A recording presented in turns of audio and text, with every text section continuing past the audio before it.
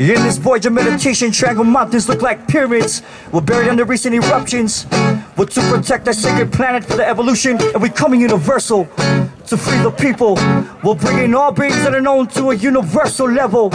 Lyrics as my shovel to uncover pagan temples used for human sacrifice to reptilian devils. They spend thousands of lifetimes trying to redirect our minds only to find that we are the lights. And we'll expose your world of global thought forms of world domination by focusing, you ain't changing. By focusing, you ain't changing. By focusing, you ain't changing the way we think. Cause with our thoughts, we recreate our world. Cause with our thoughts, we recreate our world. We're born with the name who wanna lie. It's quest until I die. To all of you who don't listen, I bring a warning. Yet in the morning when the sun rises in the east like sun like it bleeds, a visual medicine.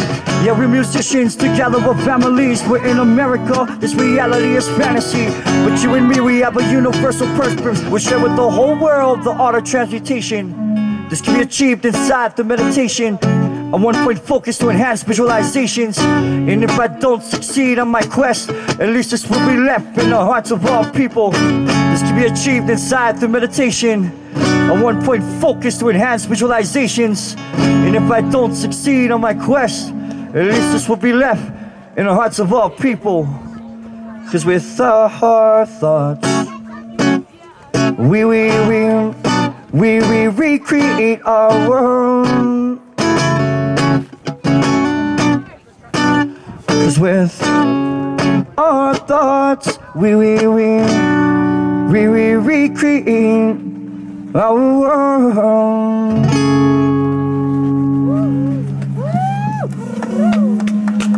Yeah. Thank you. As we creep into the new world.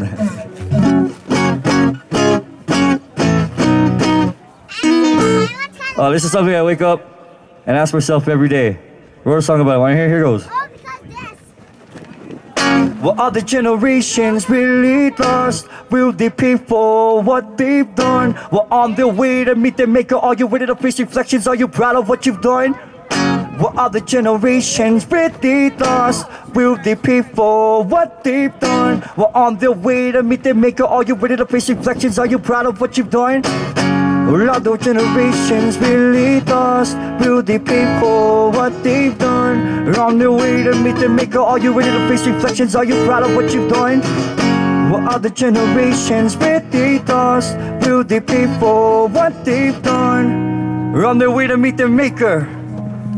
Are you ready to face reflections? Are you proud of what you've done?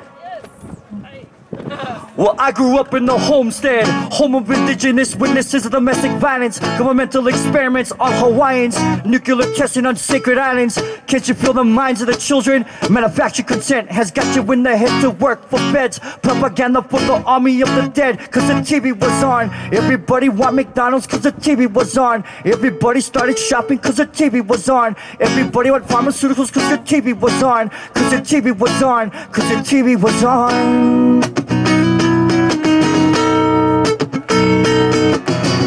What are the generations really lost?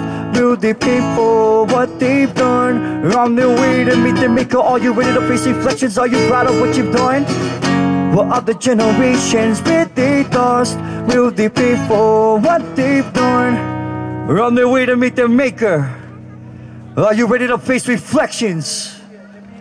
Are you proud of what you've done?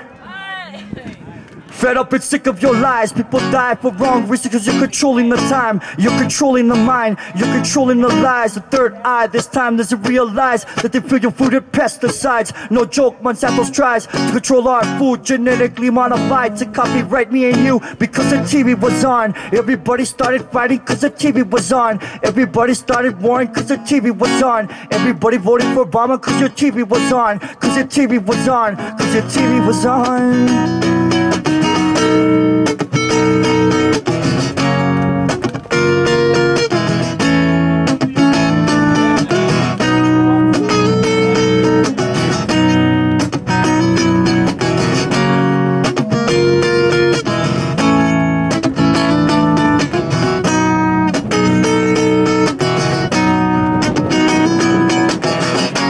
are the generations really lost? Will they pay for what they've done? We're on their way to meet their maker. Are you ready to face reflections? Are you proud of what you've done?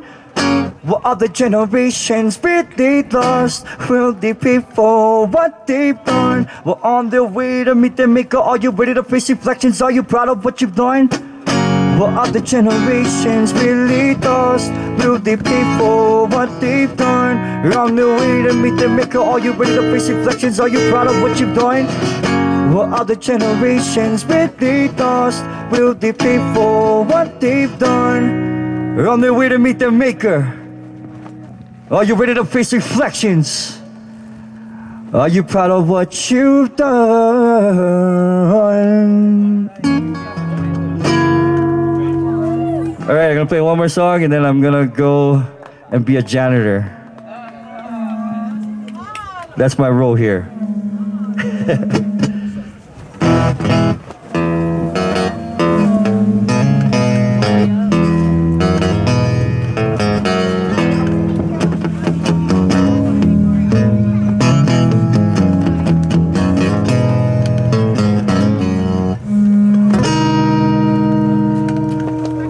Well, old pirates, yes, they're around, sold light to the merchant ships. Minutes after they took out from the bottomless pits, but my hands was made strong by the hands of the Almighty. Move forward in this generation, triumphantly. Won't you help to sing another song of freedom? 'Cause all I ever had, redemption songs. Emancipate yourself from mental slavery. None but ourselves can free our minds.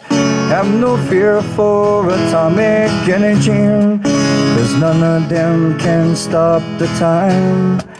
How long shall they kill our prophets while we stand aside and look? But some say it's just a part of it. We've got to fulfill the goal. Won't you help to sing another song of freedom? 'Cause all I ever had, redemption songs. 'Cause all I ever had, redemption songs. The songs of freedom. Sing along with me, children.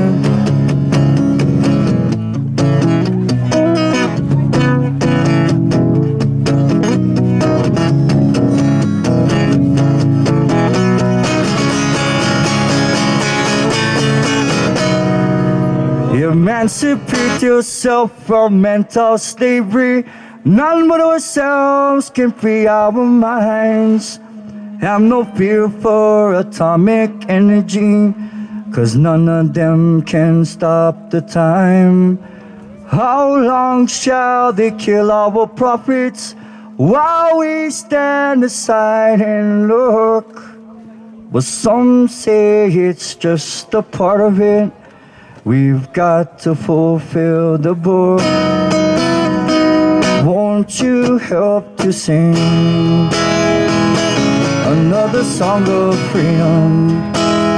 'Cause all I ever had, redemption songs. 'Cause all I ever had, redemption songs. These songs of freedom.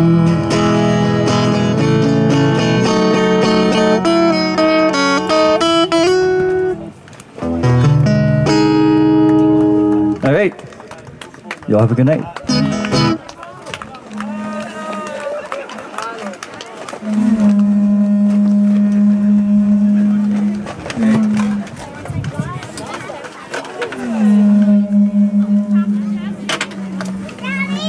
Yes, Mabaku. I got my see. You take a break. Yeah, we'll take a break. Kalekoa give us one furious speech. You got him, brother. You made your own. All right. Beautiful. Yep. Yep. It was all hoo-hoo. We never get one. So I made sure we cut one more. Nah. He let out that nobody can get, nobody left out. Yeah, one more. Pause. He was rocking them, bro.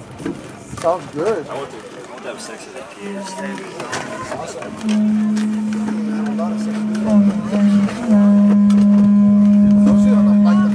Just for speaking, reverb. Test. Yep.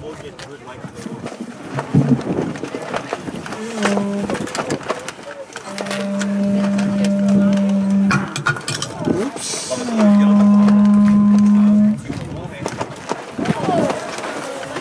Come on this side, brother. Come on, side.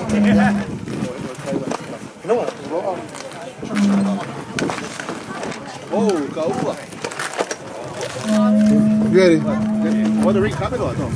How? Okay. Charge him. Do you have enough time before the thing? Okay. Okay, aloha kako, aloha aina kako. Aloha. At this time, I'd like to introduce one of our great Hawaiian educators, the Fury Populist. What was the word? Somebody would write about him. Not Fury, was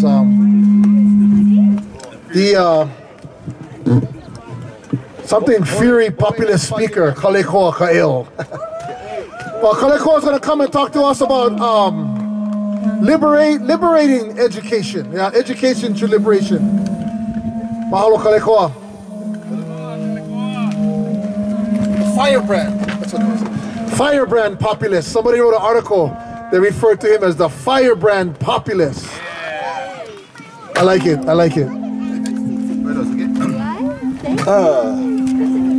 E te hopo o tāne e te mauliola. E ola hoi o mauliola. E ola ia oe tāne tū me lona. Oia, ho oia. E ola. O ke kane hua vai a kua kena. O kalina ka vai ho ulu ai o ka huli o ka o honua. O pai ai ke au ka manava. O he e au lolo ata po. O pia. O pia. O pia o pia. O pia o pia o te to onua pa akalani. O leva te au ya kumuli po kapo po no.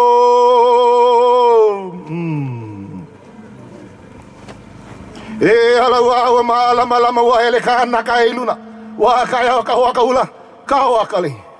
Nau I hoi kau puava uli puava kea moa kane moa hini maiki na kau lele kalani.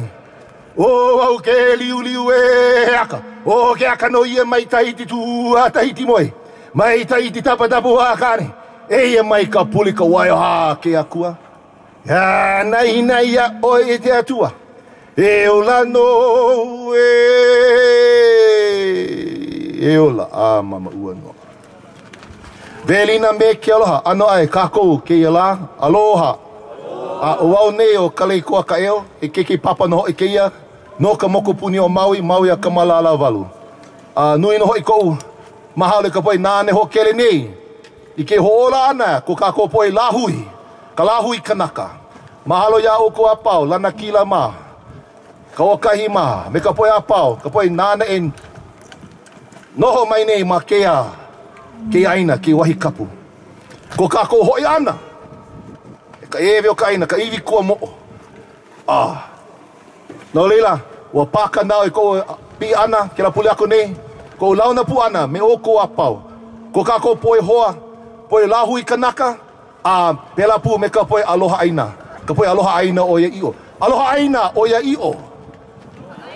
Aloha aina o ia io. Aloha aina o ia io. Aloha. My name is Kalekoa, child of the island of Maui. Very happy and proud to be here on this moku, o Hamakua, on this mauna kea, mauna wa kea. Keiki makahiapo. And I'm very proud I was so honored to be here last week. But I wish I was here on the Thursday. But I came on the Friday. You know, and as I always say, as an educator, I always tell my students, you know, sometimes Kua and Aoma Kua kind of lead us on different paths at certain times to do certain things. And we do it proudly. You know, unfortunately, I was disappointed I wasn't here again on Thursday. But sometimes it's all part of the plan, you know. And so I'm very, very honored and happy that I got to really be a part of many of all the hands, Alau Lima, you know, watching brothers like Walalai and Anduinu and, you know, many of all these young Opio out here, all doing their part. See, that's what it's going to take. Every one of us here has a part. See, Lokahi, the idea of Lokahi isn't just one way. The idea of Lokahi is our way. It's our way. And all of us here have a piece of that Lokahi. But it's that unified spirit that's going to take us to where we need to go, so we can accomplish those things that brings honor and restores the air. Yeah, Eo Ka'aina. So, as an educator, I always tell my students, never believe one word that Kalekua tells you. You should know for yourself. And you should educate yourself on all these issues. So I'm going to just share some ideas on a variety of stuff. And Kalamai, if it kind of bounces around in different directions. But I'm going to let that spirit take me where I need to go. Let that Wailua take me, as it's brought me here, to Mauna Wakea. And let me start by saying, our kupuna has given us many olelo no iao to follow, to listen to understand. And the first is, Iali'i no kiali'i ike kanaka. Everybody, Iali'i no kiali'i ike kanaka. Iali'i no kiali'i ike kanaka. Yeah? And really what it means is, an ali'i becomes an ali'i because of the people. But what the kupuna tells us, see, in the holy world, they teach us to say, oh, you gotta get one leader. You know, you get one leader, everybody follow the leader. And that's all you guys need as Hawaiians. And I have been one who's always been said, that's not the Hawaiian way, the way of a kupuna. Iali'i no kiali'i ike kanaka. It's the people.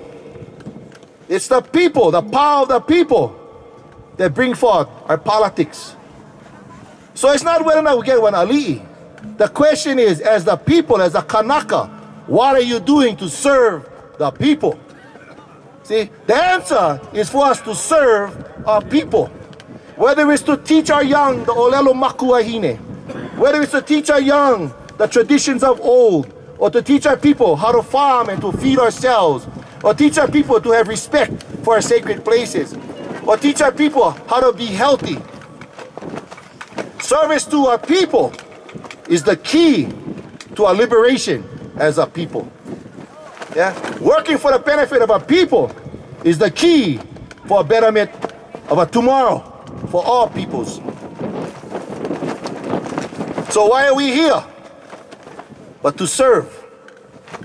And when I look around and I see what's going on, I tell you, I'm so excited. I mean, you know, people, what is this? Is this a blockade? You know, is this occupation? And me was, brothers and sisters, this is resettlement upon our lands going on here. This will be this will be the highest settlement for Hawaiian people. 9,000 plus feet high. This will be a place where people will come for generations to witness, to understand why we're making a stand here. For me, I believe it is our time. It is our time. You know, Lili Okalani gave us that word, yeah? Oni pa'a. The word oni means to move. Keep it moving. Pa'a means keeping it going. And oni pa'a tells us, you know, for over 120 years, we had to oni pa'a as a people. And we had some dark days as a people. But you know, after the darkness comes the light. And as the light comes up, you start to see more. As more and more people start to see They start to wake up in the morning. And as more and more people wake up, as it gets brighter, we start to be clearer on where we need to go as a people, what we need to do as a people. Because of course, in the dark, you're only guessing. Your eyes are closed. You're only fooling around, touching things. You don't know what's there. But as the sun begins to shine, wow. And our kupuna gave us that song, Aloha Aina Oya Iyo. Wapau Kapo. Wow, Kako. We have left darkness. And we've come into the light as a people. And really what you see going on throughout Hawaii and really throughout the world is the light has come on. Voila. We have awakened. Mai Hawaii nuia kia. Mai loko mai o kapo. Puka mai kamoku ka aina kalala ni aino o nuumea. Mai Hawaii nuia kia. Great Hawaii will rise. Of course, that's the same word as to wake up. Mai kapo mai. Out of this darkness, where we come from. Mai kapo hoi kapo. But really what you're seeing about our people is the eyes have begin to open. Some stay fluttering. Some never see. Some only seeing for the first time. But you cannot deny what's going on amongst our people. What's going on in this land. Wow. The light has turned on. See, once you see, hard for close the eye again. Hard for pretend you never know. And as what we see happening is we see aloha for one another. We see that we can lau limba. We can lokahi. Whether you want black Hawaiian, one white Hawaiian, one rich Hawaiian, one kiki hair Hawaiian, or even the bola head Hawaiian. We all can work in unity together. And whether you are a newcomer to this land, or you born and raised in this land, see, I always say, one of the things I always say, if you committed to this place, I know when my Evie goes into this lepo, and Kanui and this lepo, and your Evie is going to be in the lepo with mine, so we all going to end up in the same place. So in the end, we really get the same destination. And if my mo'opuna, well, they unify with your mo'opuna, and we get more mo'opuna, see, eventually we all end up in the same place anyway. So it's not really about the now. It's about, and I always tell our people, we must remember, whatever we choose to do as a people, it's not about the now. We gotta think 8 generations, 10 generations, 100 generations down the line. How do we get to be there where we need to be? Yeah? What is it gonna take for us to get there? And so you gotta think and plan in this way. And I know this, it's not gonna be putting your name on some silly paper. You know, making a list of names. It's not going to take us there. I know you can give us $1 billion. And it won't take our people there. It's going to take us being able to house and feed our people. Having our people live upon our own lands with clean water. Being able to feed ourselves. That's what's going to take us into the future. I don't care how big your bank account. I always ask this question. How much is the land worth for our people? How much? How much is Mauna Kea worth for our people? How much is it worth for the future of our kids and Mo'opuna? What is the legacy we're going to pass down? This is a very simple question. If we think that way, we don't get confused when they put the kala in front of your eyes. We don't get confused when they say, but you Hawaiians have to act in this particular way. See, we understand our actions today has a direct consequence for the future of our people. So let me kind of just go back. See, I read it fast. I go off track what I want to talk about already. Let me see. Pepper stop upside down over here. Okay. But I'm a big believer in education. And not just education just to learn a bunch of facts and figures. But I always say, no, you got to educate to liberate. Education is about liberating. And I don't here to talk about no feel-good history either. I'm not here just to tell you stuff just to make you feel good as a Kanaka. Because if it's all about making you feel good, you're going to die feeling good. And we're going to be dead in the same situation that we are in anyway. See, the goal has got to be about us recontrolling that mountain. The goal gotta be about how our keiki gonna control that mountain. The goal gotta be about us already understanding how we educate ourselves is about ourselves, defining for ourselves, liberating ourselves, so we can determine for ourselves our future. See, that's what education has to be about. So we can clearly understand the education of those who control our people today has never been about teaching us how to liberate ourselves. The education that has been pushed on us, obviously, has only been about trying to maintain the control and domination of ourselves. And all you gotta do, of course, look in history. All we gotta understand. So let me start off by talking about some history. We know our kupuna. We have been in these lands for 2,000 years. For 2,000 years, at least, we've been here. And we know, if you look and even understand DNA today, drop some science. You know, because they tell us, oh, Hawaiian culture, you guys anti-science. No, we anti-bad science. I'm anti-bad scientists. Because science belongs to all humanity. And I'll talk about science later on. But regards to history, I know about 80,000 years ago, the first humans walked out of Africa. Yes, we did. And we moved across through Asia. And they got into the Pacific about 50, 60,000 years ago. And some of our ancestors populated that western part of the Pacific. And those were the first people to move out of Africa. Then about 10,000, 12,000 years ago, the last migration to come out of there, moved across, went up more north, ended up in places like Nepal, northern India, came down to China, down to places like we call today, Taiwan. And from Taiwan, they moved into the Pacific and went down south. And what happened was those kupuna, of course, they met with the earlier kupuna, and they became the ancestors of the Polynesian peoples, the Pacific peoples. Oh, I get rid of Malo. So what happens? Just what my point is to understand. See, we as people, we never been the lazy Johnny-come-latelys to the world. The first people to move out, we descend from them. And the last people to move out, we descend from them. Our people have always looked into the future, to the new horizons. And when they came into the Pacific, and they moved to the Pacific, the Kanaka that first came to these islands, they weren't the ones who were sleeping into 9 o'clock in the morning. They weren't the ones that were, gee, where is that canoe gonna go? See, we come from a kupuna who were looking for that horizon ahead.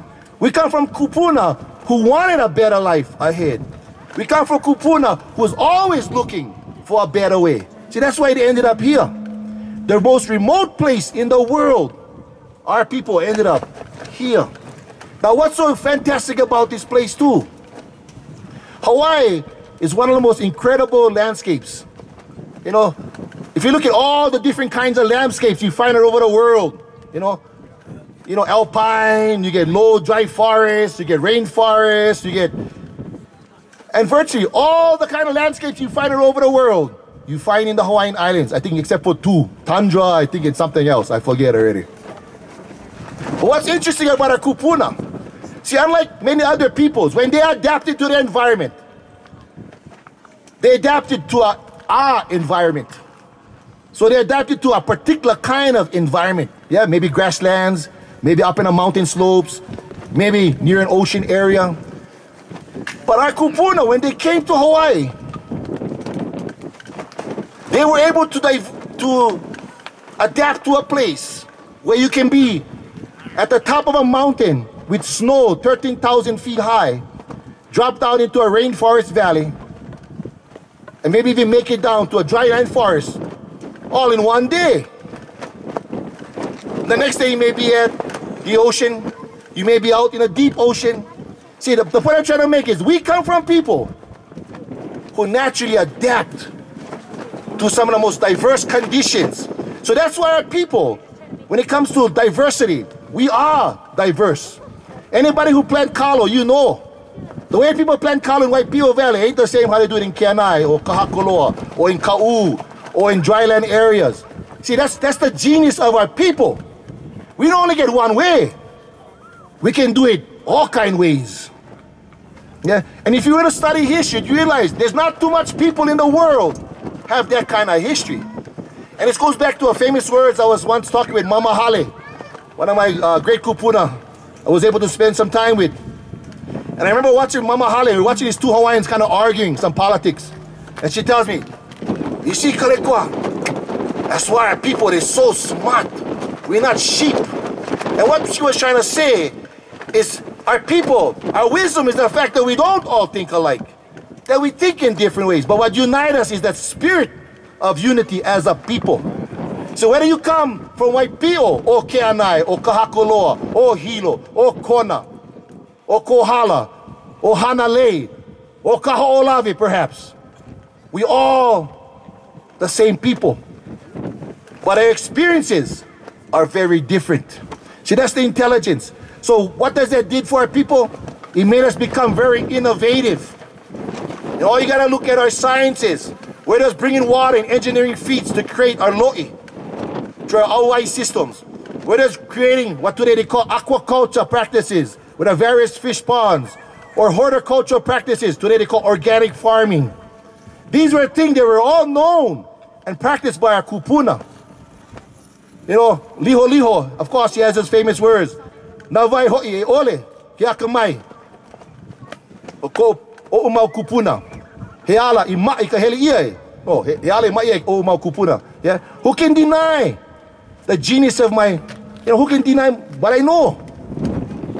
My ancestors all knew this stuff already. So the point that we gotta understand is here. So we gotta understand science has always been part, technology has always been part of ourselves as a people. But using bad science against other people has not been.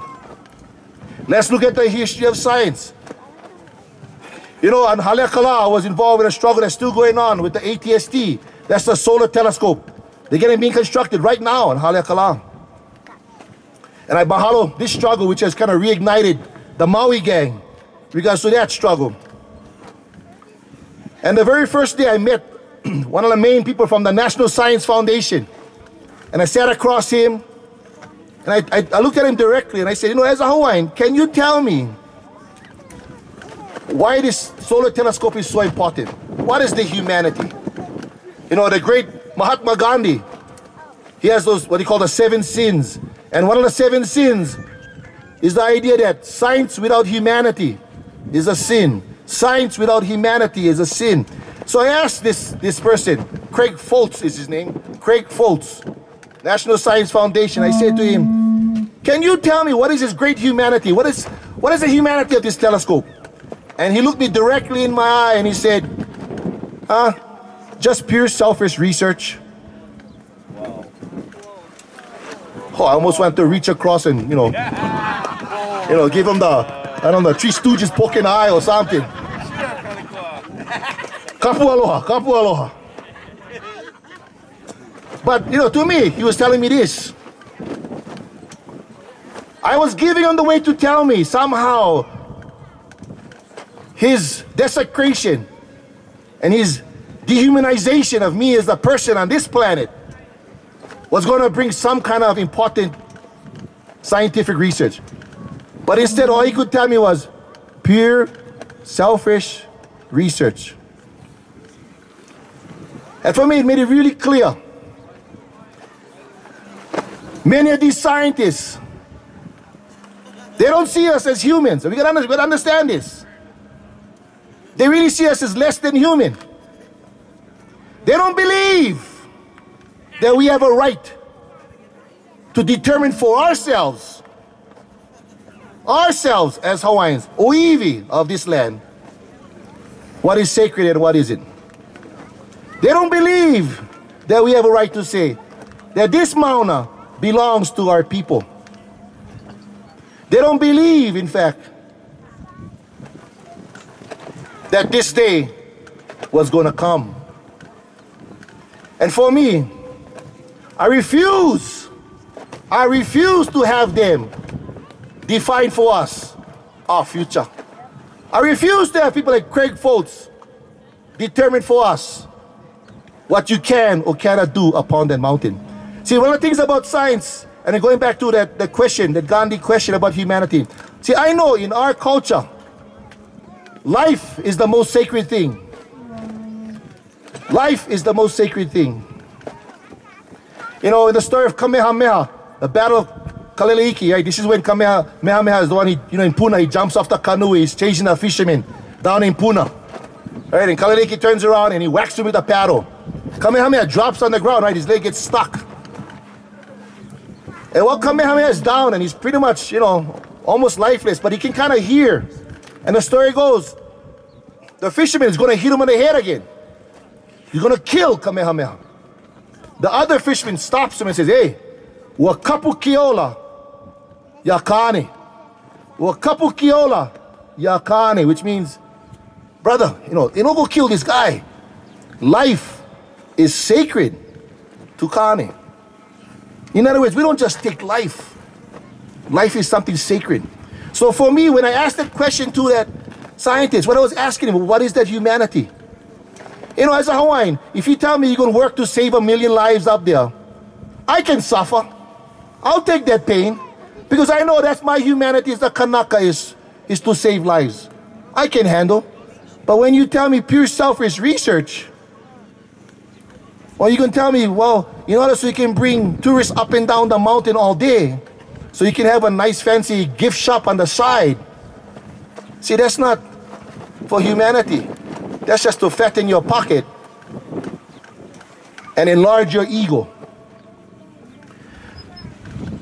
And we know science does good, but we gotta recognize science does horrible things. And all you gotta look at history. How many of you guys heard of places like Inuwatak, Rongelap, Bikini? Well, after World War II, the United States of America gained control of the so-called Micronesian islands. I'm talking, this is post-Hitler now. Bad Hitler. Well, this is the United States which said, well, we gotta develop scientific research to create nuclear weaponry. And what they did basically was destroy, by blowing up those islands, physically forcing the removal of these people, detonating nuclear weaponry, and forever poisoning those lands with radioactive material in the name of the United States nuclear industrial machine. That was scientists who decided to do that. Not by the will of the people, but because some of them had a bigger agenda in their minds for greater humanity. We can look at places like Tahiti, even into the 1990s, when they still had nuclear testing. Places like Whangafa'a and Mururoa. And in 1996, they detonated still the last nuclear device as a test in our Pacific waters. You see, they've always looked at Pacific peoples as guinea pigs. When they finish with their nuclear waste in the American continent, what do you think they do with their nuclear waste? Where they dump it? In our ocean. Not in Beverly Hills. Not in Des Moines, Iowa. But in our ocean. Yeah. It's always been about them maintaining and controlling. So you look at our history. We know, as a people, we as Kanaka have been around for over 1,000 generations from La'i. We know, geographically, we've been able to sustain ourselves in these islands for over 2,000 years. The question is, how are we going to be here for 2,000 more? We know through our history that we all should know, right? Kamehameha unites these islands in 1810. Yes, through bloodshed. But the good news, we all became one Lahui Kanaka. And all of us today are united because of that. And yes, many of our kupuna did perish, but in the end, we won Lahui. 1826, the first treaty of friendship with the United States. 1839, first Declaration of Rights, the Hawaiian Kingdom. 1840, the first constitutional system set up. The first constitution was signed, the Hawaiian Kingdom. Of course, 1843, we know we had the Paulette Affair.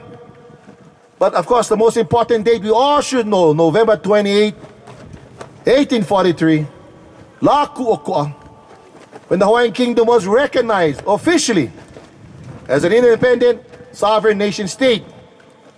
And as was said earlier, we were the first non-European nation state to be recognized. And from 1843 on, we entertained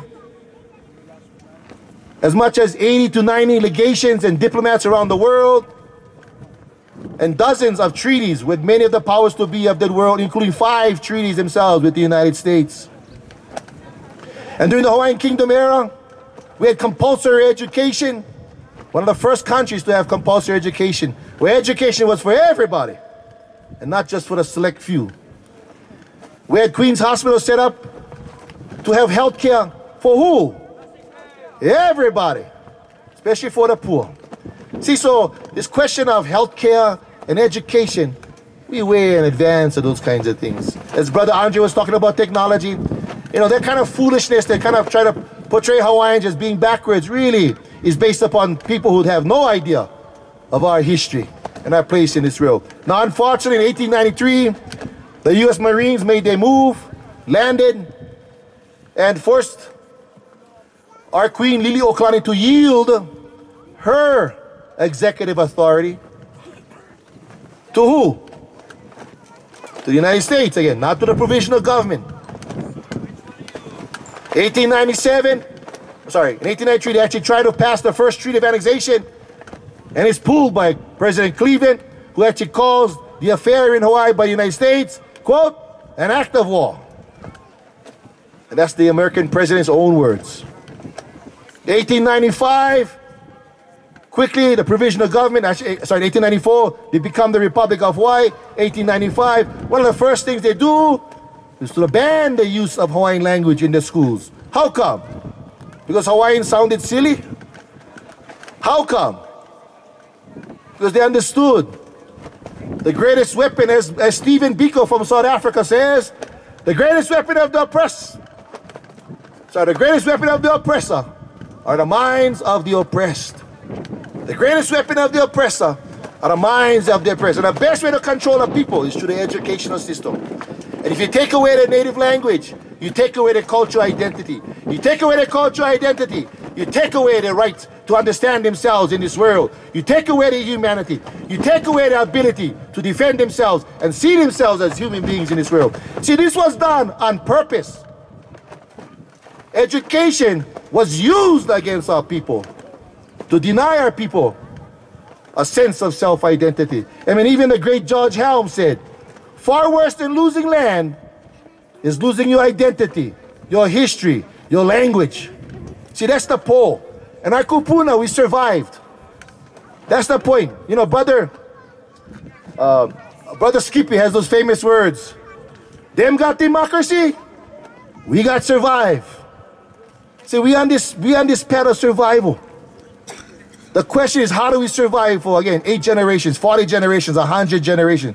We're going to do whatever's necessary to get there. In 1897, a very proud year. And in fact, I see what you see happening today is reminiscent, most closest to what happens in 1897, when the Republic of Hawaii attempts to push a treaty of annexation to illegally and unlawfully take our sovereignty away. And what do our people do? They unite in spirit. And we have today, of course, the Ku'e petitions, which is the official record, the official voice of our kupuna. So if you have any doubt what our kupuna felt, or you're confused what they thought about annexation, it's all there still for us on record. In 1897, we know the Treaty of Annexation fails in the Senate. I repeat, the Treaty of Annexation fails in the Senate. And there is no Treaty of Annexation, as we all should know. And we should say proudly, and we should say strongly, and we should remind the world there's no Treaty of Annexation. And instead what they do in 1898, of course, and getting ready for the Spanish-American War, is they pass what's called the Newlands Resolution, which is a joint resolution from the United States, which really has no power to effectuate any power outside of the borders of the United States. And basically this joint resolution sets up what becomes the Organic Act of 1900. And I want you guys to listen to this very carefully. In 1900 Organic Act. You guys all should read this stuff. You all should understand this stuff. We all should say this stuff over and over. Teach this stuff to a young. See, again, in education, how many of us grew up knowing this stuff? How many of us grew up knowing about the Kuwait petitions? How many of us were able to grow up at a time when learning Hawaiian and being Hawaiian was something positive? See, that's something that's only come up in recently, in the last couple of decades. But through that survival, we've re-blossomed. We're coming out of the winter. See, we're in the spring. We're blossoming again. Yeah, we're mu'o. We're liko. The day gonna come when we're gonna pour very closely.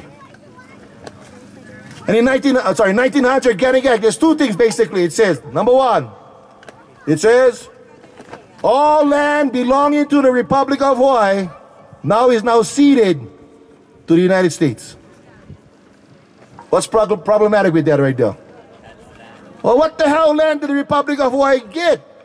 And if they got the land, where did they get it from? Where's the paperwork? Where's the title? Where's the chain of title? And what's the answer? It's nothing there. It's a scam. It's a facade. It's pretending. So we know there was never a chain of title. And that's why, you see, Mauna Kea, clearly we all got to stand and shout, it's our land. It has always been our land. Our people have never gave consent to the taking of this land. The second piece to that is this. It says, all citizens of the Republic of Hawaii are now citizens of the United States. Well, who was citizens of the Republic of Hawaii? Well, you can go check it out. They had less than 4,000 of them. What about the rest? What about the so-called 39,000 that signed the Kuwait petitions? The truth is, it's never addressed. So the question, of course, is how do Hawaiians, as nationals, give our consent to become United States citizens? And what is the answer? A'ohe. Again, it's a facade. Pretending. We're being bamboozled. Yeah? So the bottom line, we got to understand, where is the evidence to show this? Again, this is part of the question we must always, at all times. And I would say the two things to remember: truth and aloha. Hence, aloha aina o ia'i'o was the words from our own kupuna. Aloha aina o ia'i'o. The true, genuine love for this place. So just to kind of tie in again today, when we look at places like Mauna Kea. Mauna Kea is sacred to our people. But why are we in trouble about Mauna Kea?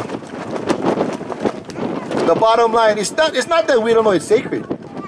The bottom line is that we do not have political control of Mauna Kea. That is a fact. Well, how do you get political control? It's through struggle. It's through unification.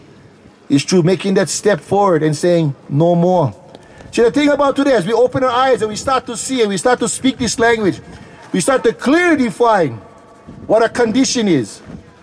We get better chances. We get better opportunities. We get better ways to plan and see where we need to go as a people. Again, we're in the dark. We're just guessing.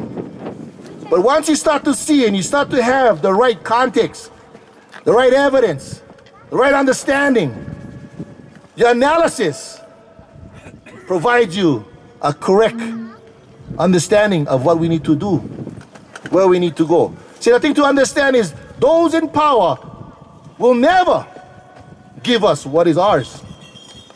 They have never done that. Read and understand history. We got to understand, we as a people, we are a dominated people. And they are dominators. But see, dominated people don't always remain as dominated people. You know, as Kwai Puna Prejean used to say, break the chains off your brains. You know, we gotta remember, it's not so much the chain of our legs we gotta worry about. It's more the chains of our brains.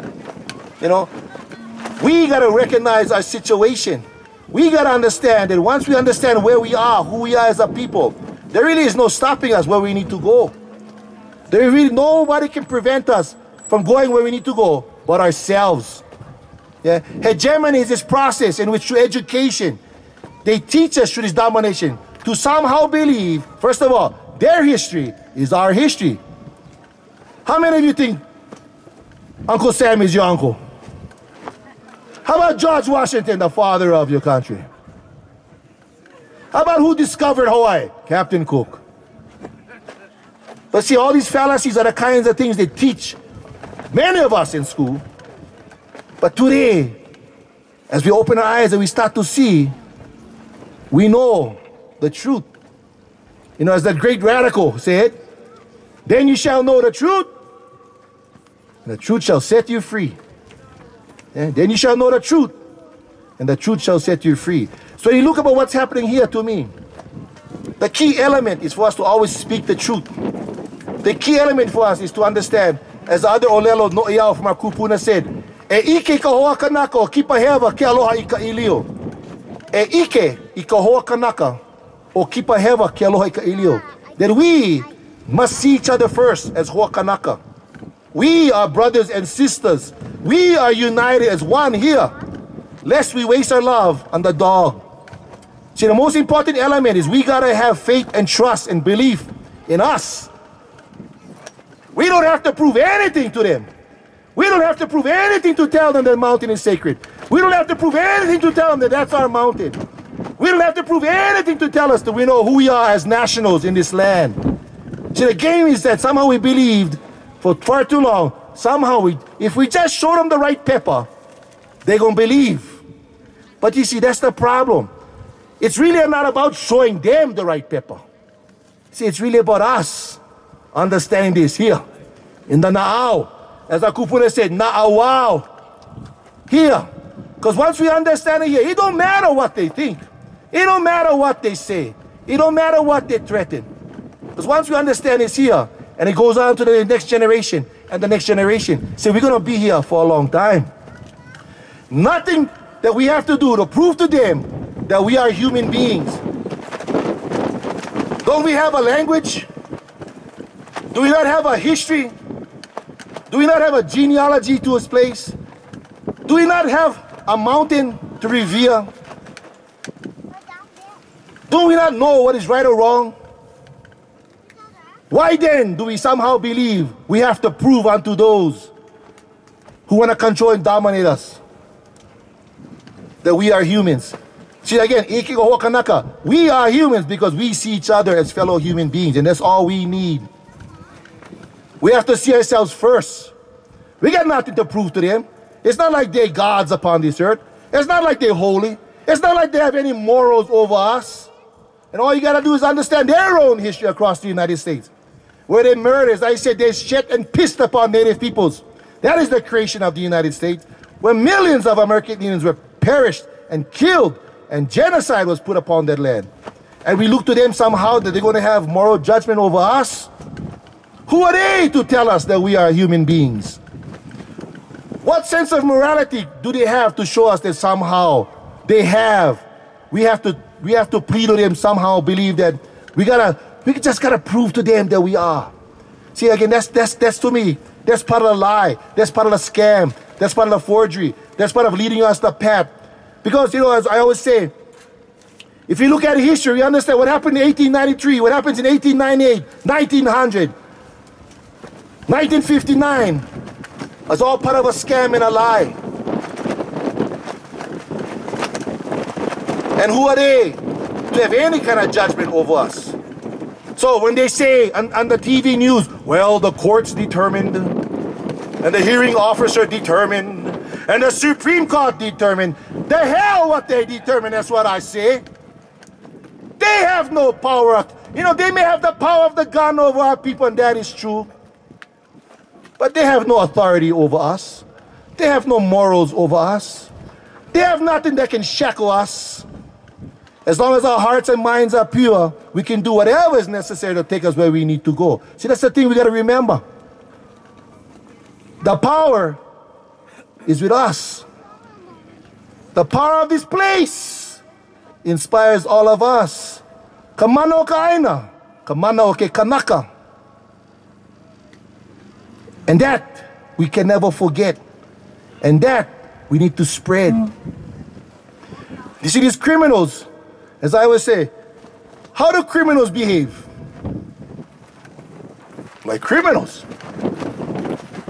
Criminals follow the law. That's why they're criminals. You know, somehow if you believe that criminals one day are going to say, oh yeah, you know, you Hawaiians, yeah, you guys right. Yeah, we did this, yeah, we did that, and okay. See, I'm a big believer. As Brother Andre said, as Malcolm X said, only more power will defeat that power. And even though they may have all the guns, and they may get $1.4 billion behind that project, and they may have sheriffs, and they may have police, and they may have prosecuting attorneys, we get something bigger and better. Aloha ino oi'o. See, that's the thing, we lucky. You know, as Kanaka, we lucky. There's no place in this world that says nuclearized, militarized, all those kind of eyes, commercialized, as Hawaii. And you know what? Our people are still here. Even with all this that they put upon our people, we still ran back to our language. We still ran back to our dance. We still up here building our settlements. We never go nowhere. We still here. You know, as another kupuna said, the strongest swimmers, they swim in the roughest seas. Easy for swimming the kaheka in the shallow area. But when you face the mightiest, it calls for us to get mightier. And we blessed in the fact that we know there is no option for any armed result. We cannot go pick up the gun against, we cannot get a tank. There's nothing we can use to violently oppose this government because they're the most violent that you find out there. But only one thing can conquer violence. Only one thing can conquer threats. That's aloha and truth. That is the greatest power. So we are privileged. And I'm humbled. Because what you see here, like I said, whether you're brown, white, black, pink, or purple, whether you're born here or not, if you believe in truth and aloha, then you're in the right place. Because the mountain is calling all of us to do what we need to do. And I stand here and I'm so blessed and I'm so humbled. And my eyes filled with joy when I first came here last Friday. When I saw this young Opio. And I said, you know, I've been waiting my whole life for this.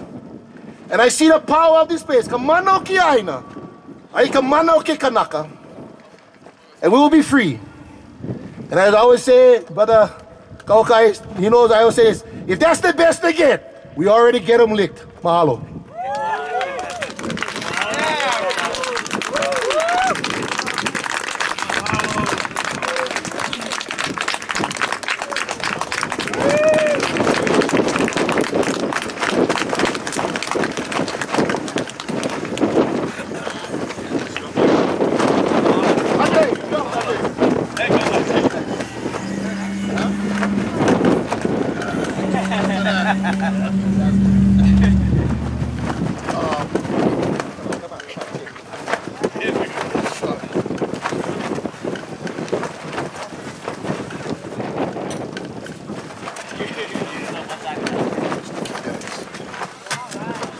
Aloha. Aloha. That was on setup.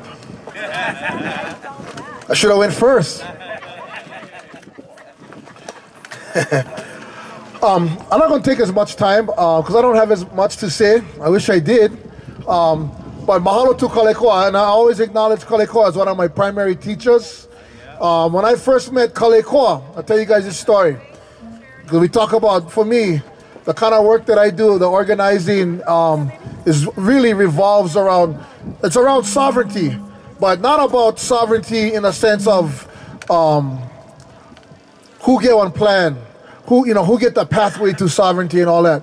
I'm not so much concerned about that as I am that we get more Hawaiians who are conscious of our right to sovereignty.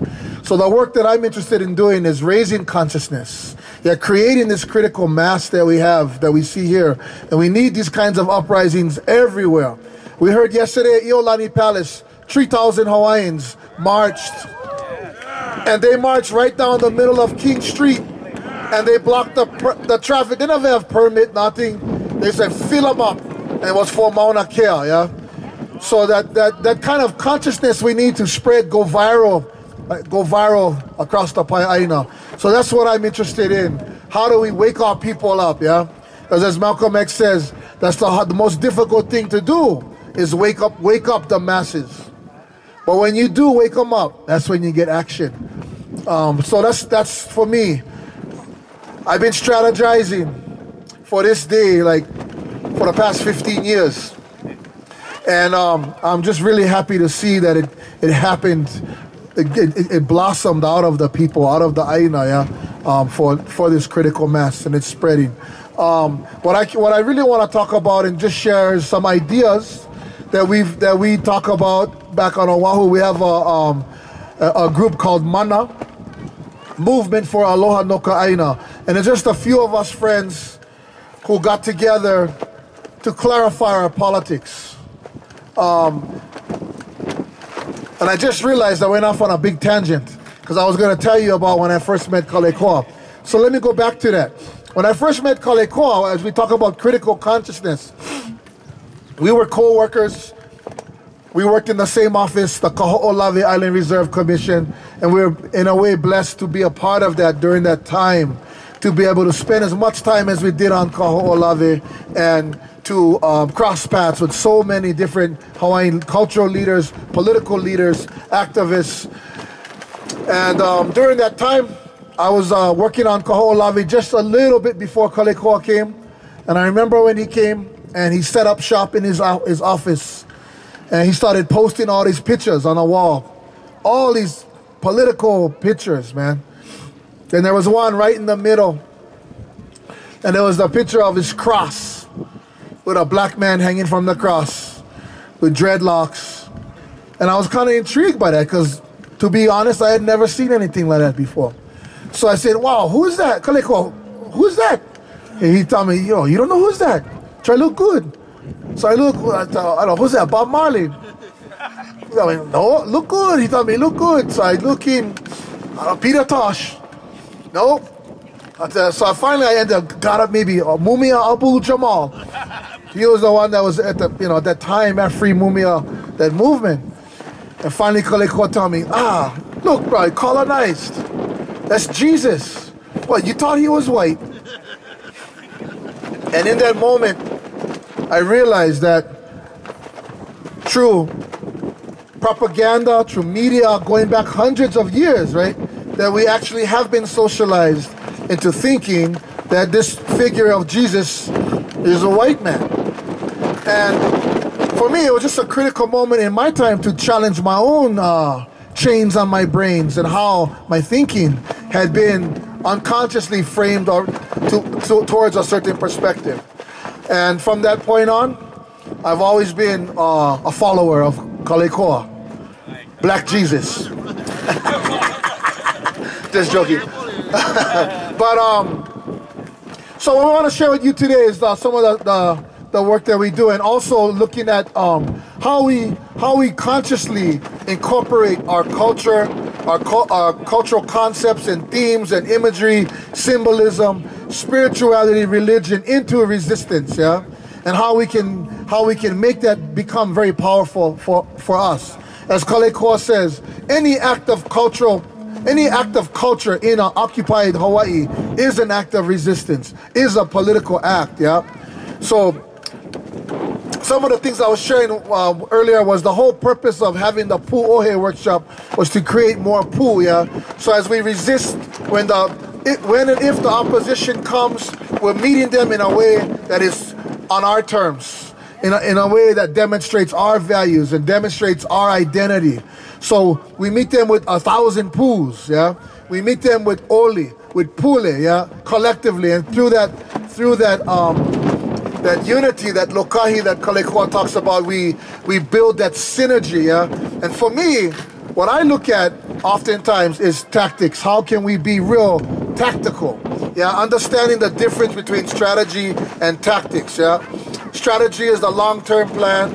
The tactics are those steps that we incorporate towards that goal. And sometimes those steps are unconventional. Sometimes those steps may not make sense to other people, may not make sense, certainly not to the opposition, but they make sense to us, yeah? And so, back in the 70s, some of you remember this great Haole organizer. He was brilliant. His name was John Kelly. Yeah, Save Our Surf movement. John Kelly had this, his wife was Marion Kelly. He had this saying, hang loose, hang tight. Hang loose, hang tight. Hang loose on tactics, but always hang tight on principles, yeah? So everything that we do is well thought out, has intention and purpose. So there's different things that I just want to emphasize that we really think about on how we approach, yeah? And I know that, not to sound paternalistic or that I know any more than anybody, because the truth is, every time I talk to Kaho'okahi or to Hualalai and others, most of these ideas are being thought about, yeah? Like, oh yeah, we was thinking about that. Yeah, that's what we was talking about. But things like meeting and greeting the opposition, yeah? With aloha. Giving them leis, yeah? Putting the opio out front to greet them. Creating this internal conflict, yeah? And we have to be real clear about this. The Makai, the police, they're not the enemy, but they do represent the opposition. And so we cannot be seduced, yeah, into thinking that they're not gonna assert power over us, because they will assert power over us. They're mandated to assert power over us. And they would not be here if they were not prepared to assert power over us. So we gotta acknowledge that. We still treat them the ohana, cousins, family, friends, but they're here. And they're gonna put those handcuffs on, and they're gonna take us off and arrest us. So how do we, this is all about, in my mind, this is all about konane. How do we outthink and out-strategize them, yeah? How do we stay one step ahead? And for me, those things that I think about, I was looking at my brother, my cousin who's a policeman. How am I gonna cause internal conflict upon him so he don't wanna arrest me? Maybe he don't like come work on that particular day. As I was saying earlier, if they can call in sick for Super Bowl Sunday, hopefully they can call in sick on the day of the arrest. But we have to nurture those feelings of conflict and appeal to their na'au as Hawaiians, yeah? And bring out that sense of compassion and humanity. As Kaleko said, we gotta awaken their consciousness, yeah? Wipe the maka pia pia from the eyes so they can see the truth. Like, hey, why am I here? Why am I arresting my ohana for this development that's not gonna serve my people, yeah? And some of those things in Hawaiian, in traditional Hawaiian concepts, we get this concept ho'upu'upu or ho'upu'upu, yeah, where we plant ideas in their mind, yeah. We plant seeds of doubt, seeds of confusion and conflict, and not in a negative way, but in a way, as I said, that appeals to their na'au, that gives them conflict about arresting us and taking us down to the police station. And we gotta be, that has to be a tactic, and it has to be done with aloha. And I want to be real clear about this. I know we have a couple aloha here on the mountain, but we have to be clear, aloha is not passive. Aloha aina is not passive. Yeah? Aloha aina oya i'o. Yeah, why do we have aloha aina and then we have aloha aina oya i'o? Yeah? It's a way to distinguish those true patriots who stand firm for our aina and for our lahui and our nation, yeah? And we have to do what we have to do, but we can do it with dignity, and we can do it with aloha, yeah? So, as I was talking with Kaho'okahi, strategizing, how do we create confusion with the makai, with the opposition, you know, looking at cultural approaches, giving them food, having the kupuna up front, greeting them, yeah, greeting them with oli and pule, greeting them with hula and mele, yeah. Looking, Kaho'okahi had ideas of building ahus on the road, block the road so the vehicles no can come up. Or we get ideas of building these, I don't want to say lele, but structures that are lele-like, these structures, yeah, that look like leles, and we put them in the road out of the ohe, yeah. And this is things that we've done on Oahu, yeah? You make one A-frame or one tripod, you tie the tea leaf, you put them in the road, and when the police come, you tell them, and what it does, when they come in their formation, see, part of their, all of this goes back to sort of like military tactics. The police will be in formation, they'll be in straight lines, and that's an expression of power that expresses their organization. For us, we want to disrupt their organization. We want to break up that formation. And we can do it by putting obstructions out there that force them to break rank because they got to go around something or they got to move something out of the way. And then we're breaking up their rank. But if we get things that are where we incorporate spiritual symbology, and then the brother would pick up this lele-like structure, I would tell him, oh brother, I wouldn't touch that if I was you. I would not touch that, yeah? So that's the whole upo, yeah? We create confusion and conflict. Don't move that, brother. I would not move that. You know, these are all tactics, yeah? Now, as I said, we want them to be well thought out. We don't want to sacrifice or undermine our own religious, spiritual principles and integrity. So we think about these things carefully and we figure out how can we do them in ways that have integrity, yeah? But those are ideas we looked at ideas of using the ki'i, yeah? We get ki'i. I know they get the ku kia'i mauna ki'i. These kinds of things create visual representations that they're not ma'a to. They're not comfortable with, yeah? We had an incident at Iolani Palace, about 8 years ago. And they were trying to set these rules because they were trying to suppress the sovereignty movement. They didn't like that we gathered at the Ahu, yeah, that beacon, that symbol of unity and national identity, that Ahu that was built in 1993 by Hawaiians like Uncle Earl. Uncle Earl was telling me the story, how they built that Ahu in the middle of the night so that they avoided the decision process because it was done by morning. Now we all gather around that Ahu and it's an important symbol of national unity. Well, they don't like that. So about maybe 7-8 years ago, they passed these new rules at Iolani Palace. You cannot have banners and flags. You cannot have one tent like this. You cannot have more than 25 people gathered, or you're violating all these permitting processes. So we said, screw that. We're not going to follow those rules. We organized Sovereignty Sunday. We come 100 people. We knew though that they was going to come with us. They had their SWAT team with the shields, with the helmets, that force of intimidation. And our mana'o our idea was we was going to go spiritual. So greet them with aloha. So we formed ourselves into a mobile pu'uhonua, yeah. We made la'i kahili on the four corners. We were inside. We marched in. We pule. We oli. I get the ki'i in front. And the police look at us and they never know what to do. We go to the Ahu, we just ignore them. We go to the Ahu, we do what we do. I take the ki'i, I face it to them, and we just ignore them and we do our thing. You know what they did? They went pack up and go home. They never know what to do. And then I think they realized the absurdity of their being there with shields, riot shields and helmets and all that stuff. And here we are coming in to do prayer, and then we engage in our teaching and our political discussion. So when we infuse our cultural practices, our religious practices into our politics, it becomes more powerful. And not to say that that's not something that was never done anyways. What I'm saying is that is something that we may have forgotten. That is something that we may have lost sight of. But the truth is, our people were a very political people. Yeah, very political. And we see that example in so many cases. Yeah. We see the example in real simplistic forms, yeah. Kamehameha and his kahu. Slip in my mind. Kamehameha's teacher. Kekuhau Pio, yeah, they're serving the Ava. Kamehameha is disrespected, and the Ava that he served is given to one lesser chief. Kekuhau Pio slaps it out of his hand, yeah. So we cannot be, we don't want to me, it's important that we don't, for an instant, think that we were not a political people, and that we were not an assertive people. We just gotta figure out how do we do that with aloha, with dignity, with principles and integrity. Mahalo.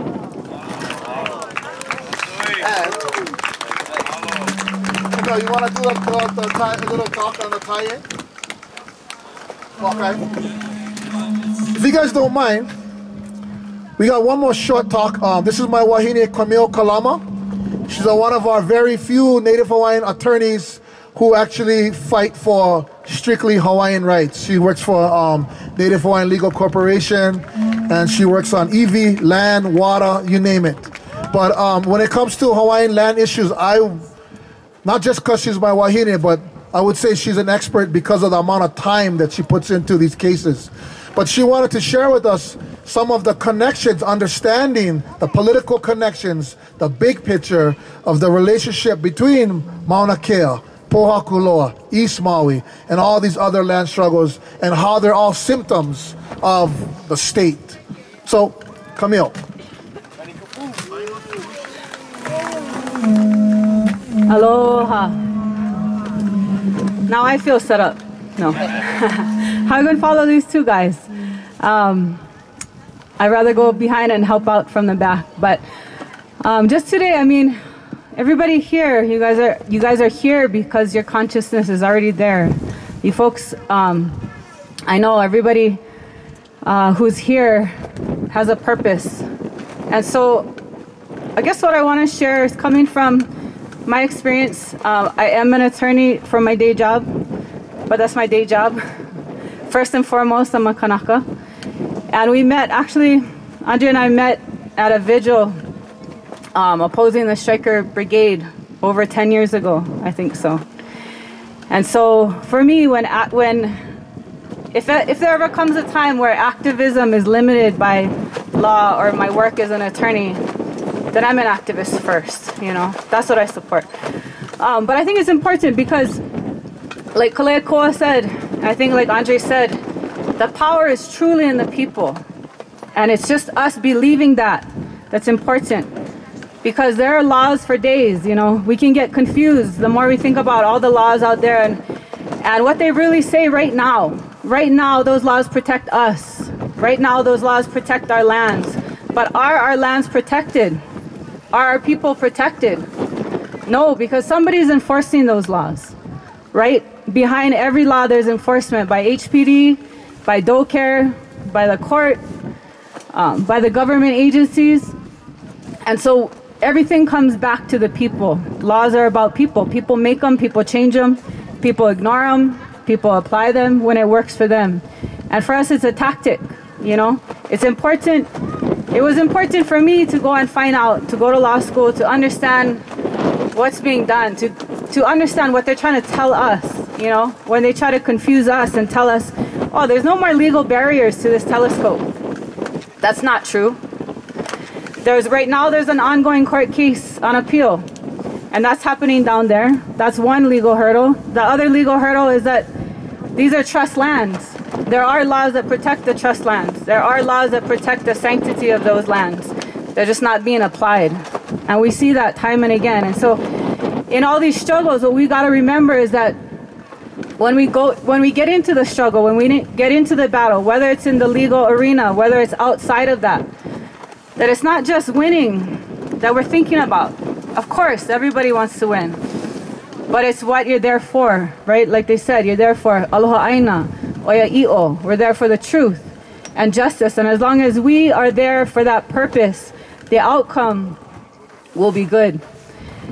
We get to the point where even if we lose some of these battles, we are going to lose, and we have to accept that because they have the guns, they have the power. So we already know that the court's not going to decide for us. Maybe they will sometimes, maybe they won't. Most of the time they won't. But why are we there? There's multiple purposes for everything we do, right? And it's only good if it helps us to educate us. If you imagine, just in my lifetime alone, which is pretty amazing, we've gone from just awakening to the hevel that was done back in the illegal overthrow, to understanding that there was no treaty. There was no treaty. They might call it a treaty, but it's not. It's just a resolution. We can pass a resolution tomorrow if we wanted to. And so it's understanding what really happened, but not because that's our truth. It's because we know that that's not true for them. They're lying. And we know that. And now today, if we look around, that's common knowledge, right? It's in our vocabulary already. We already know illegal occupation. How many of us were talking about that 20 years ago? So already we can see that there's been success, you know, that we know these things. We know these laws, and those laws are something that people created. That's not necessarily the truth, right? The truth is that this mountain is sacred. How we protect it, that's all our kuleana to figure out. And we might have different strategies, we might have different tactics. And what we what we got to remember is that they want to suck us into fighting each other, you know, into saying, oh, mine is better, this way is not going to work, you're going to lose. But that's all about divide and conquer, right? It's all about telling us, oh, you are Hawaiian and you're not qualified, you know. That's strategies to divide us so that we're not together. And I think if you look around today and what's happening with this movement that these brothers started, we know that that's not true. We're all part of one Lahui. And we always got to remember that and not get sucked into fighting ourselves, because we got a whole bigger army out there to fight, you know. We got a whole lot of things to fight. And so getting back to these different issues right now, Mauna Kea is one very important one. And we're talking about, like Kalekoa said, these are national lands to our people. They're supposed to be held in trust until such time as justice is done, till it's returned back to our people. And what they're doing right now is allowing things to happen that can't be undone. When they dig, when they desecrate, those are things that are not, even they said, you can't mitigate that. Mitigate means, you know, reduce it so it doesn't matter. You can't completely undo it. And they're allowing that to happen. And when we talk about OHA, the ones who are in charge of protecting those trusts by the state, where are they? Why aren't they up there? We're also right above Pohakuloa. Pohakuloa is the largest military installation in Hawaii, 100,000 acres. And right now, there's another case going on where the state, BLNR, leased for 65 years to the U.S. military thousands of acres of also our lands. And not once in 30 years did they go and check if the military was cleaning up their live fire exercises. Not once. And their lease says they must clean it up after every exercise. So when the state was asked, well, what have you done to make sure that you're protecting those lands? Nothing. They made one phone call in 30 years. And so we know that that's happening over there. In East Maui, the state leases out 33,000 acres of crown lands. Those are personal to the Ali'i. They allow all that water to go to the sugar companies to water 30,000 acres of sugar. Meanwhile, our folks in Wailuanui, Keanai, Honopo, those guys are struggling just to grow kalo on a few acres. How is that they can water 30,000 and we can't even water a few for things that feed our people, feed us? We cannot eat the sugar. It's not going to sustain us, right? They ship it out to California to process, ship it back, and then sell it in the grocery store. You want to talk about local food? Kalo, poi, we all know that. We all know what's important, right? That's another one. Another one is Haleakala. That's also under the state. That's leased to UH, just like this Mauna. And like Kalekoa said, they're halfway built with the ATST telescope. And I was at one of the initial hearings where they're asking Hawaiians basically to try to tell them how they can make it better for us. And you know what they did? The first thing they did, they put up a whiteboard and they said, the size, the color, the location cannot be changed, so we're not going to talk about them. And so whatever else you want to talk about, we can talk about. So right there, they're trying to say, we're doing this project, we want to know how to mitigate the harm, but we don't want to do anything to actually affect the project. And Craig Foltz and those guys were there, and they said, oh, it's perfect. Haleakala, House of the Sun. It's a solar telescope. What could be more perfect than that? You know, completely don't even get it.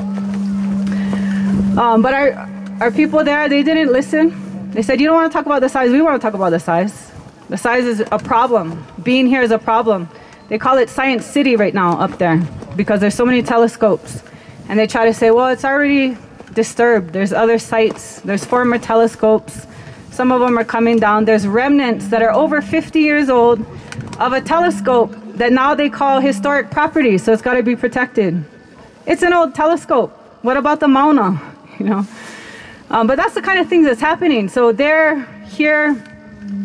They try to tell us, oh, we can do this because we went through the process. But if we look at the laws that they're talking about, at the beginning of all the process, the BLNR already gave them the permit. They already approved the ATSD before they gave us the process. Then we went through years of hearings and court cases. And then they approved it again. And so what was our process, right? It was going through the motions to give us something to make us feel like we're getting justice. So all of that is not to say that those things aren't important, because the folks fighting those battles, Uncle Keope, Mikahala, they're important and they have their role. But we can't ever forget that that is not the only thing. You don't hear of country or people getting their countries back out of a lawsuit, right? How do people get their country back? Revolution, right? From the people. There has to be people behind it. It has to be enough people that it's undeniable, because they can't continue with the world watching to use violence anymore. Doesn't mean they won't. Doesn't mean they won't try. But with the world watching, they have to change their tactics. And we can see that now with them putting the moratorium, extending the moratorium. They're trying to figure out how to deal with all these people, all these Kanaka. Because force against people asserting Aloha Aina just makes them look bad. And so that's just to say that when we talk about these things, they want to ask, what's one more telescope? Already get 13. No, it's not just one more telescope. It's telescopes, it's military, it's our water. It's all these issues that keep happening, and that's why we have so many people willing and ready to come out, because they're tired of it. Because what it comes back to is we don't have control over the things that are important to us, that are sacred to us. We're not the ones deciding to put that on the mauna. If that was us deciding, that would be a different story, and it wouldn't be there, but that would be different. And so when we talk about these things, we got to make those connections, because they want to pick and choose, right? Oh, it's just one more telescope. Oh, it's just one more this. It's just one more that. And we gotta, in our minds, keep that connection. No, it's not. It's been going on. It's still going on. The same guys that overthrew our government in 1893 is the same company that's taking water out of East Maui, A and B. They're still around. Okay, it's not over. They try to tell us the overthrow happened, get over it. No, it's not. It's still happening every day, because they're still in control of this place, you know. And we know it's not about ownership. It's not about we own this place. It's our kuleana, right? And we grew up, or people grew to develop that relationship of Aloha Aina. It's not about ownership. And most of the time we're telling them, it's in your best interest not to do that. It's in your best interest not to build a telescope up there. Why? I'll tell you a story. I don't know the full story, but for Haleakala, the main NSF, National Science Foundation guy, he came to the hearing I was at. I met him. He's in his maybe 40s. He died suddenly. It was in the paper while this whole process was going on. No apparent reason. And so they don't want to hear it, but we're trying to tell them, we're trying to protect you too, right? We're telling you this is desecration. We're telling you to listen to our people. And that's what's hard for them to fight, right? It's the oya i'o, it's the truth. And when we tell them, they don't know how to handle that, because they don't have any way to make it right. There's no mitigation of desecration, like Andre likes to say. You can't mitigate desecration. Can't make it less. You can't give us money. Tell us, go, you know, have some education for that. Give it to Hawaiian astronomers that are coming up, and that'll help mitigate this hewa that we're doing. Ole. Those kind of things are meant to pacify, are meant to divide us, are meant to take people who can say, oh, you know what, they're doing some good things. I don't know if I can oppose this project. They try to create conflict within us. So that's why what we're saying is create conflict within them. That's where the conflict should be. We don't have any conflict, you know? And those folks that are having conflict, should I be there, should I not? The longer this goes, the longer this keeps going, the more people are going to come. Because they know that that's the truth for them too, you know. So I just mahalo you guys, mahalo these folks, Kaho'okahi, Lanakila, everyone else who's been here every night. I wish we could be here every day with you folks. I got to go back, take care of my keiki, go back to my job so I can come back. But mahalo and aloha. Appreciate all of you. Aloha.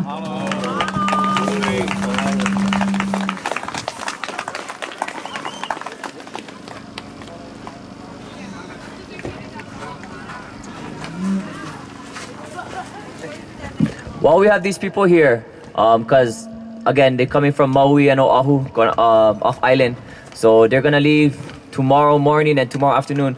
Does anybody have any questions for Kaleikoa, Andre, or Camille? Now would be a good time to ask.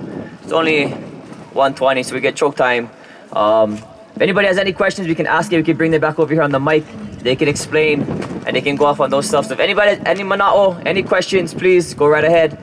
Come up here to the microphone, ask it, and the right person will come up and answer it.